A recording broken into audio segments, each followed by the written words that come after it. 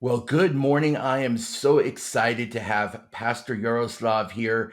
Uh, Pastor Yaroslav is a pastor in Ukraine, and he and his church have been doing a lot of efforts around their community and in Ukraine. And I'm excited for you, the listeners, to be able to hear his story and hear about what he has been doing. With that said, Pastor Yaroslav, welcome. Why don't you start by introducing yourself and telling us where your church is at? Представся і скажи, де твоя церква знаходиться.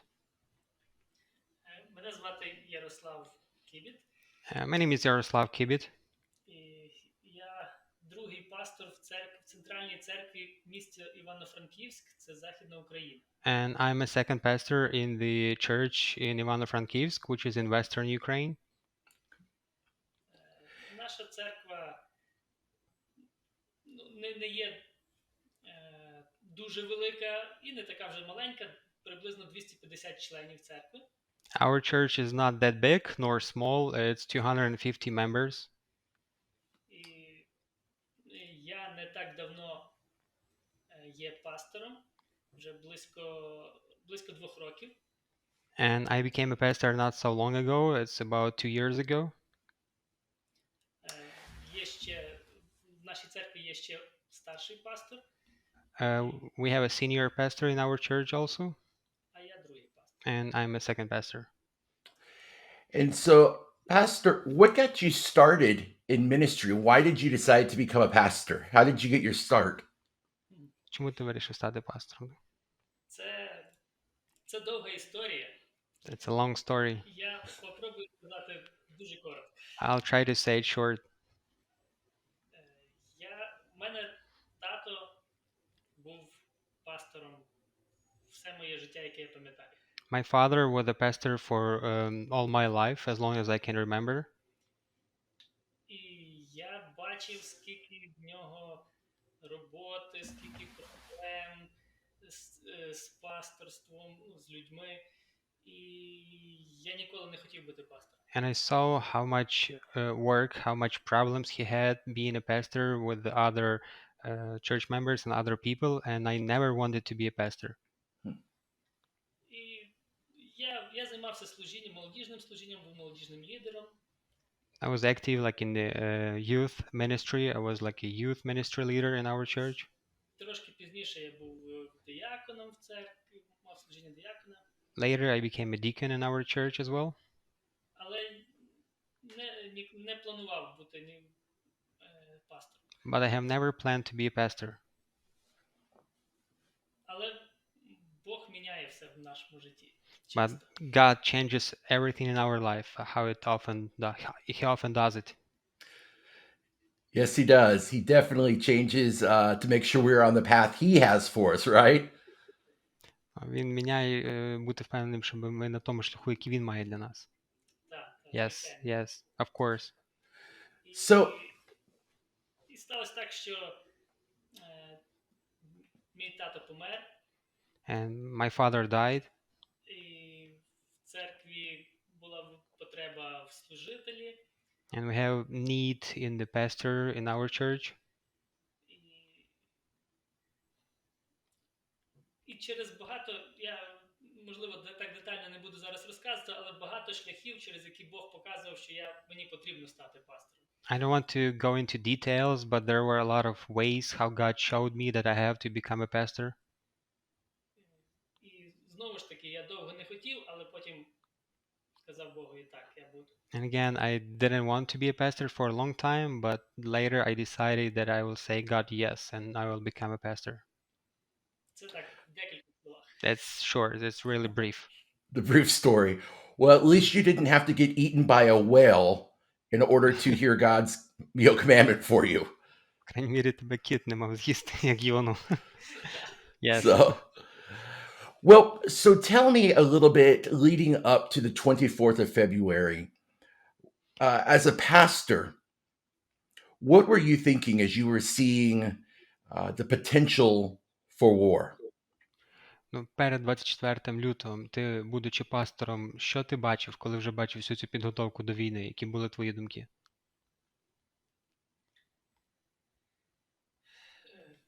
Ну, взагалі ми не. Коли про це говорилось, багато про це говорилось в новинах, але ми не думали, що це буде реально.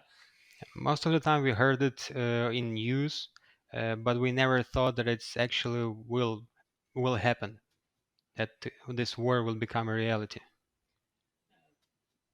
І ми вже трошки готувалися, тому що були бажаючі, які хотіли переїхати зі Сходу, з міста Херсон до нас.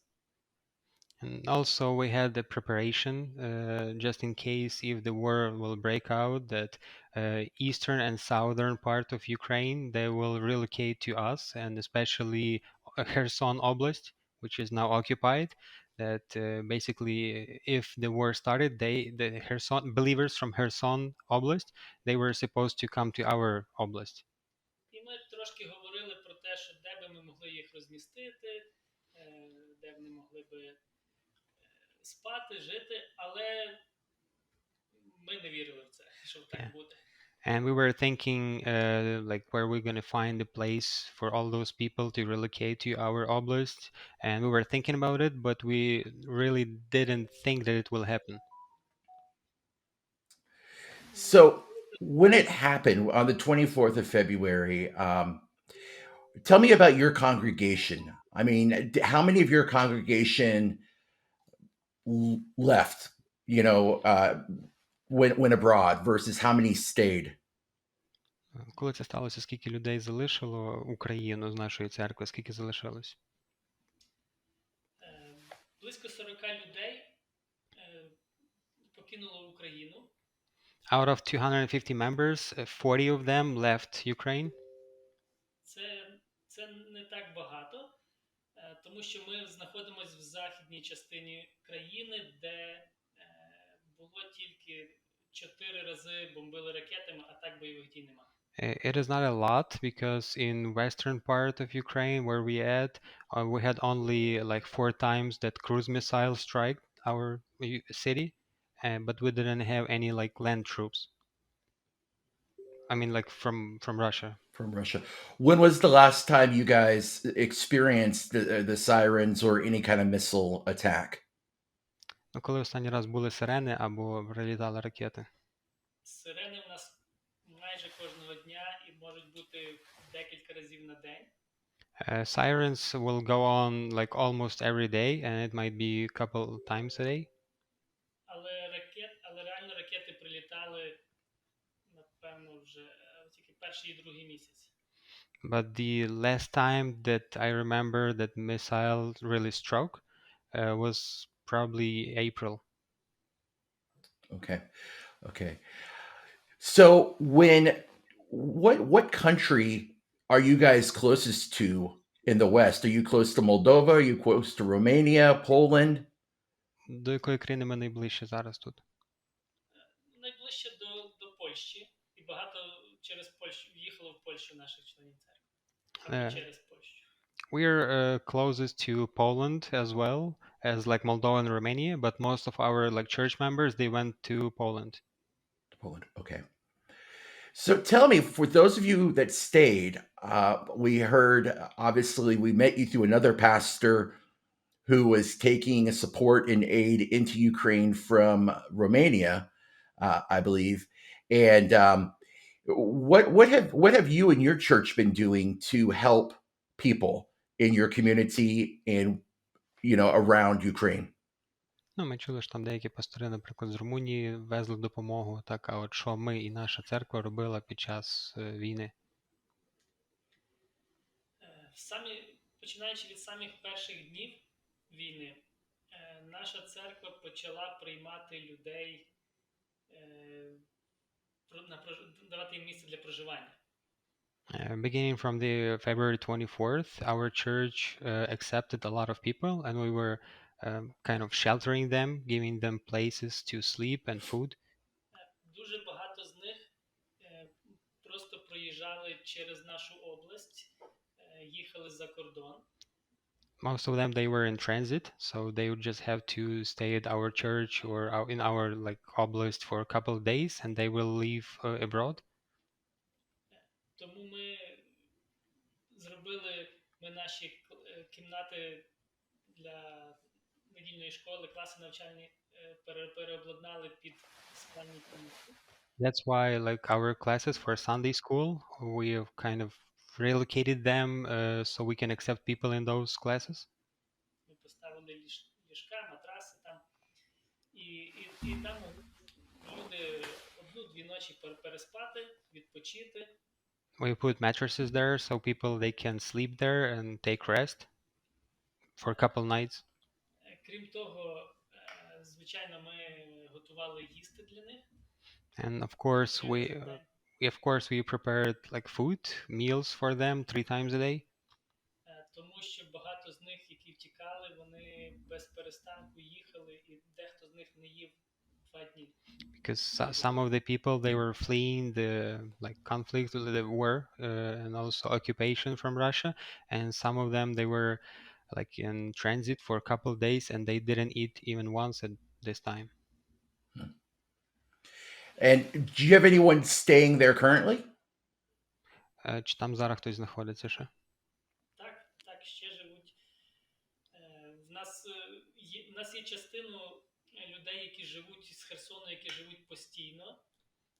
Yes, we still have people there, and we have some people from Kherson, which is occupied by Russia right now, that live permanently. Зараз уже небагато людей, але все-таки є, які на одну-дві ночі приїжджають для того, щоб переночувати і їдуть далі. And right now, not as many as used to be, but still we have like few people that stay a couple nights at our church and then they will go abroad. So you still have people passing through. Yes. What now have you guys been taking food out to the community as well or into different places around Ukraine? Чи ми також їду роздавали десь в нашій общині і чи також вивозили в інші області України? Так, крім того, що ми в себе приймали людей, годували і зараз приймаємо, ми декілька разів на місяць їдемо в деокуповані території. Beside feeding those people in our church for like a couple times a day, and not only those people that live at our church, but also in our community, they will just come to our church. But also a few times per month, we go to other oblasts, other cities or villages that were occupied by Russians for some time. I see. And so when you go, whether people are coming to you to stay for a couple of days or even longer, or you taking food out, are people surprised to see the church get involved? What is the reception you typically receive? Коли ми кормимо людей, коли ми виїжджаємо, тобто чи люди здивовані, дивлячись те, що церква їм допомагає, бачачи церкву? Більшість дуже здивовані. Most of them, they are really like surprised. Тому що держава їх так не забезпечує, не забезпечує, як їм було зручно в нас. Because even government, they cannot support them as good as we do in our church. Так. А коли ми їхали, відразу коли війська російські відійшли від Київської і Чернігівської області, це десь другий місяць війни. And when we went to like Kiev Oblast right after the Russian troops like flee, то там люди взагалі просто плакали, коли ми приходили і привозили їм хліб, простий хліб. And those people that used to be under occupation, they were like crying, see that we bring them just regular bread. Тому що вони цілий місяць прожили під окупацією, магазини не працювали, купити ніде нічого не можна було, грошей не було, все, що вони мали, тільки в себе там в підвалах, де вони і їли цілий місяць. Because they were under occupation for like a whole month and they couldn't buy anything. The stores were closed, so they had no opportunity to bring food, to get food, and they were just living off what they had before, stored before. Найбільше ми їздили по селах. Там люди мають городи і мають деякі овочі в себе завжди в підвалі. Картоплю, наприклад. І вони цілий місяць їли саму картоплю, тому хліб для них це був як... Це те, що вони дуже очікували і просто плакали, коли ми їм давали. And most of the time we went to villages, and those people, they had potatoes stored, but they had no bread. So they were eating potatoes for the whole month with nothing else. Wow. So having that fresh bread was probably a very welcome treat. Тобто, маючи цей свіжий хліб, це було ніби для них дуже гарне таке частування. Так. Yes. It's amazing to think about, you know, and I'm speaking really from someone here in Dallas, Texas. It's amazing to think about how much we take for granted. Ну, це дуже зараз, тобто, ну, як належне ми часто сприймаємо те, що маємо. Так. Після таких от поїздок, я сам в деяких з них приймав участь, я дуже переоцінив, почав цінити те, що я маю. Здається таке, що ніколи про це не думав, що воно настільки важливо.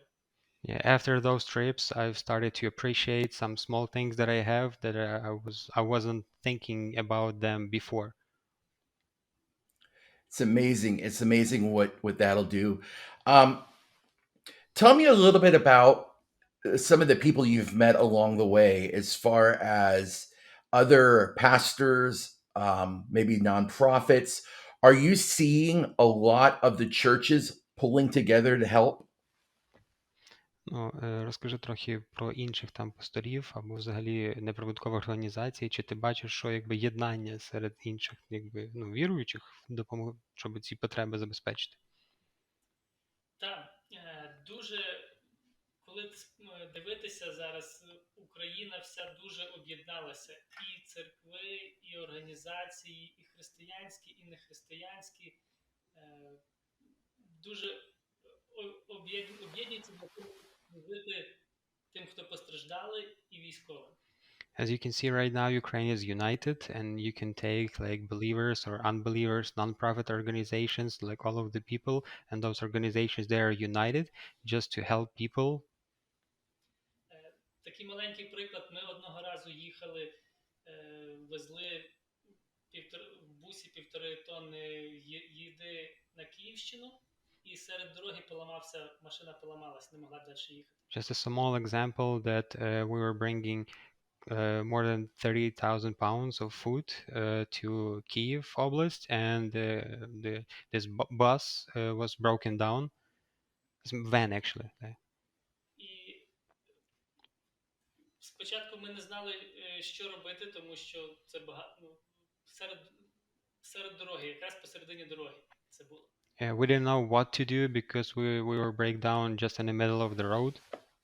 Але ми почали телефонувати знайомі перетелефонували іншим знайомим, і просто волонтери, які також возили їжу просто в іншу область, Харків, приїхали, завезли нас куди потрібно, ми перегрузили в їхню машину, вони завезли нас, і ми тільки дали їм солярку на дорогу, і все. Yeah, so we started to call people that we know, and they've called other volunteers, and volunteers that we didn't know, they came to us, and they we were just shifted this load to their van, and they brought us to whenever we needed to go, and we just gave them diesel that we had. It's amazing to see how people pitch in a time of need. Це дійсно вражаюче бачити, як люди якби так об'єднуються в часи потреби, потребуючи. So tell me some of the stories of the people that you met, some of the folks who stayed at your church. I know with some of the pastors I've talked to in Romania and Moldova, Poland, it's a lot of women and children. Are you seeing the same? Ну, розкажи трохи про тих людей, які зупиняються у нас в церкві, тому що там в Молдові, в Румунії, там в основному це є жінки з дітьми. Чи в нас так само? В нас не тільки жінки з дітьми. Чому за кордоном більше жінки з дітьми? Тому що чоловіків не випускають по закону за кордон. In our church, we have not only women with kids. The reason why you see abroad, like in Moldova, Romania, Poland, mostly women with kids, because men are not allowed to exit the country, to leave the country. Але в нас зазвичай це і чоловіки, і жінки, і сім'ї, і всі разом є. Yeah, but in our church, we used to accept, and we had families, like men and like with wife and kids. І є навіть багато таких, що дружину, жінку і дітей відправили за кордон, а самі лишилися тут. And we had some people that, for example, they sent their wives with children abroad into safe place, and they stayed in Ukraine, and they stayed for some time in our church as well. Але що дуже так для мене підбадьорливо, що ті люди, які в нас зараз живуть з Херсону, це віруючі з Херсону, їх багато, їх частина живе в церковній будівлі, частина живе по квартирах. Вони не просто тут живуть, але вони працюють і допомагають як волонтери іншим біженцям. But what is exciting that we have a lot of believers from Kherson region. Some of them they live on the premises of our church. Others they rent in apartments in our city. But we see them helping other people in our city, and they're really like they're just not sitting, but they do, and they just trying to help. Перші місяці війни вони двома бусами їздили в Херсонську, Миколаївська, Херсонська область і привозили звідти, евакуювали звідти людей, а туди везли продукти. І тому це вони робили кожного тижня, і тому в нас дуже багато людей з Херсонської області, тому що вони їх дуже багато привезли. Yeah, first few months, like those people from Kherson, they bought 2 vans, and they were bringing to Mykolaiv region food and evacuating people from Mykolaiv and from Kherson region back to our city. And that's also one of the reasons why we have a lot of people from like Kherson and Mykolaiv in our oblast. So when they're coming, they're not just sitting; they're helping. They're doing what they can. They're to help their own countrymen. Ну, тобто вони не просто сидять, але вони намагаються допомогти своїм же ж землякам. Yes. So I guess kind of a couple last questions here as we start to wrap up today's interview. And Pastor, again, thank you so much for taking the time to talk with me. And Yadam, thank you so much for taking the time to translate for us today. Really appreciate it. What is the hope? What is the hope for Ukraine? Яка є надія для України? Для нас, віруючих, надія одна, надія в Ісусі Христі. For us as believers, we have only one hope, that's hope in Jesus Christ, our Lord. І ми знаємо, що Бог, Він залишився на троні, Він залишився контролювати. And we know that God, He is still on the throne and He still controls everything. Тому ми розуміємо, що все, що стається, це все з Його волі. And we understand that everything that happens right now, basically, that's His will. І це десь було те, що ми хотіли, як пастори, донести людям з самого початку війни. And it's also what we wanted to share with people from the beginning of the war. Тому що якщо зараз ми вже звикли трошки до сирен, до цих новин, які є, звиклися жити в війні, під час війни. Because right now we are used to those sirens, we are used to war and news about war. Але в перші тижні особливо всіх була паніка, всі не знали, що буде далі, не знали, як реагувати на це, і просто не мали якоїсь такої впевненості, надії. But in first couple weeks, the people were panicking and they didn't know what to expect, what to think about, and what to hope for. Тому це те, що я і ті, хто в нас в церкві проповідують, хотіли донести людям, що Бог контролює кожне наше життя, і все, що стається в нашому житті, все допомагає на добре віруючим. And that's what me and other people in our church, the preachers in our church, we try to share with people, that God controls everything and He is in control of our life, and we understand that He reigns. Amen. He does indeed.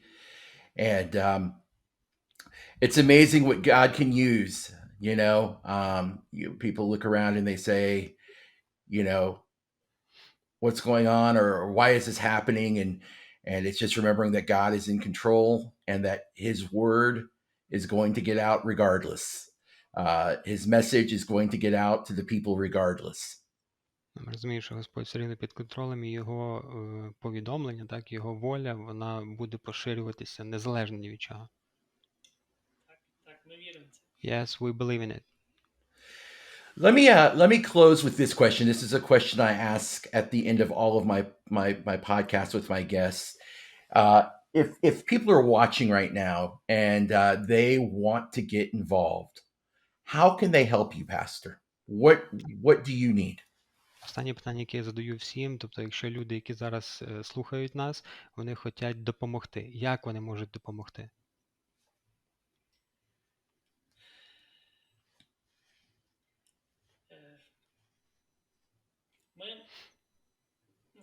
До речі, ми, як невеличка церква, ми ніколи не мали і не думали, що ми зможемо так допомагати іншим.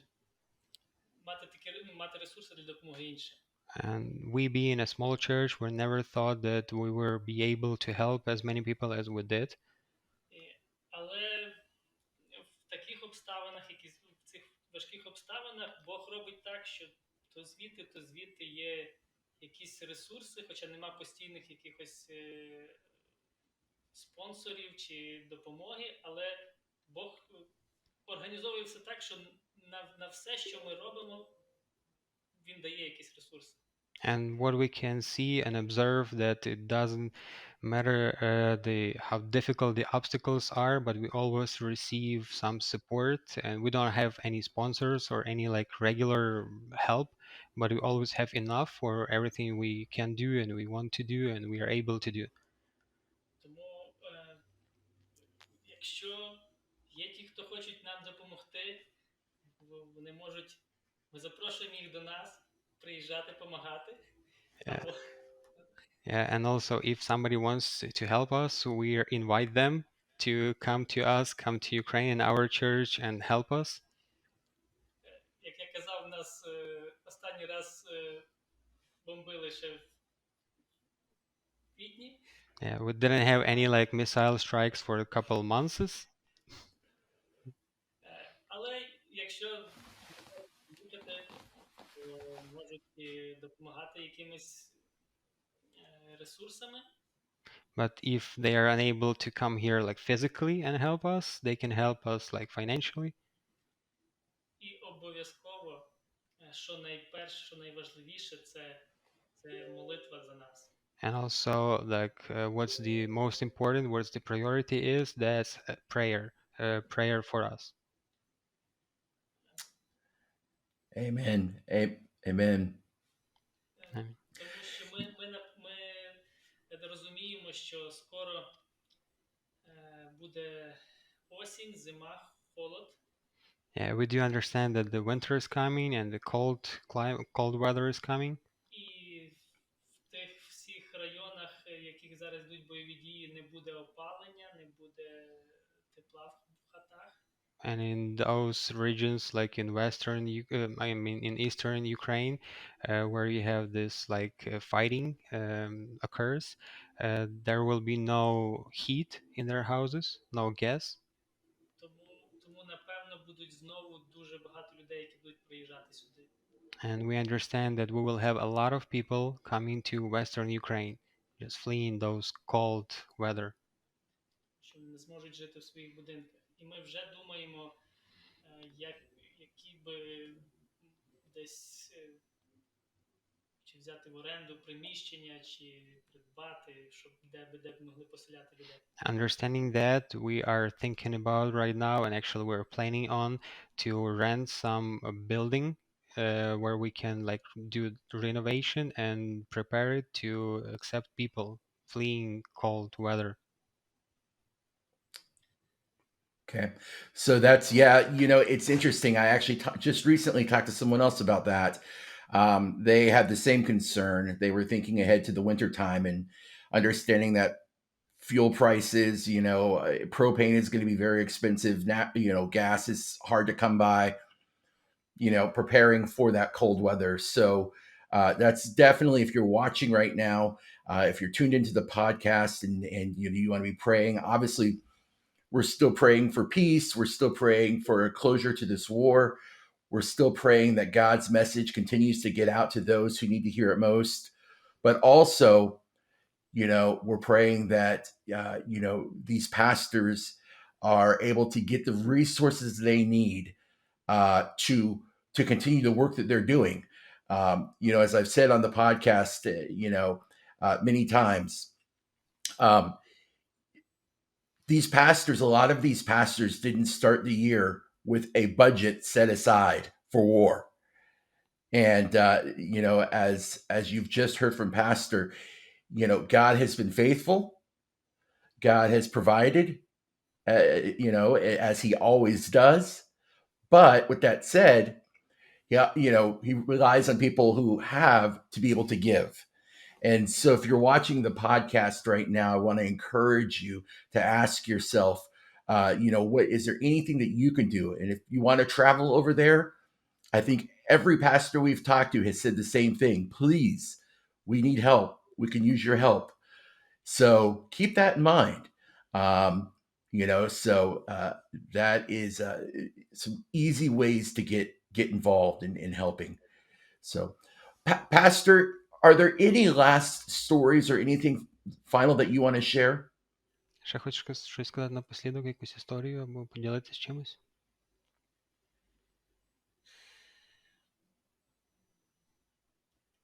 Історій дуже багато з тими людьми, яких ми зустрічали, які розказували про те, що з ними відбувалося. Yeah, we have a lot of stories, as you heard, that people and their stories. Але що я для себе завжди беру з цих історій. But what I can take from those stories for myself, це те, що ми повинні бути вдячні Богові за те, що ми маємо, дуже багато ми маємо і не цінимо це. that we have to be thankful and grateful to God for what we have, and we do not appreciate it. Тому що все можна втратити, в будь-який момент можна втратити все. Yeah, we can lose everything we have at one time, at one moment. Але коли наша надія, наша цінність не в цих матеріальних речах, а в духовних. But when our hope and our priority is not in material things, but in spiritual, тоді ми нічого не втрачаємо. then we cannot lose it. So true. So true. Well, Pastor, that sounds like a great place to kind of land the plane.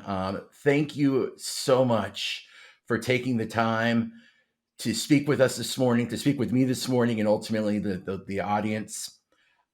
You will definitely be in our prayers. Дуже дякую тобі, що ти виділив сьогодні час, щоб поговорити з нашою аудієнцією, публікою.